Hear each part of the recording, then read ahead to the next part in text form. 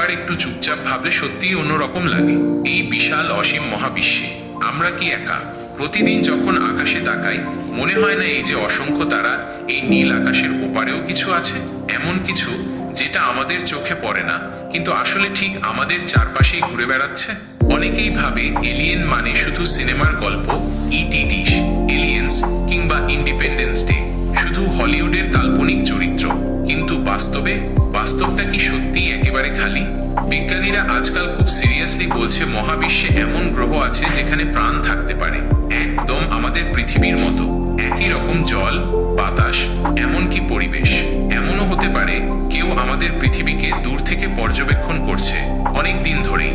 তুমি জানো 1947 সালের রসওয়েল ইনসিডেন্ট? তখন থেকেই তো আসলে এলিয়েন নিয়ে মাতামাতি শুরু। সরকার, মিলিটারি, বিজ্ঞানীরা সবাই যেন কিছু লুকাতে চায়। কেন? কি এমন আছে যে জনসাধারণকে জানাতে চায় না?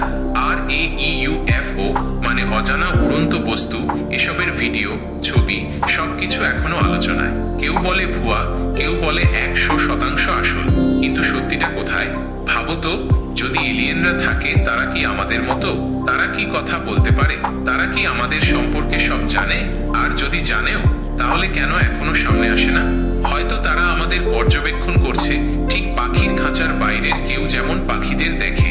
হয়তো তারা অপেক্ষা করছে সঠিক সময়ের জন্য। হয়তো তারা আমাদের পরীক্ষা নিচ্ছে।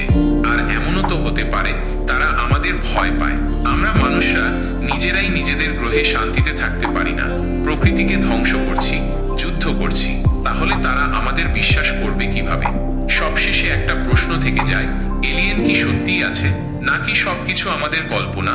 তবে এক জিনিস নিশ্চিত, যতদিন না সত্যিটা বের হয়, ততদিন এই প্রশ্ন আমাদের মাথায় ঘুরতেই থাকবে।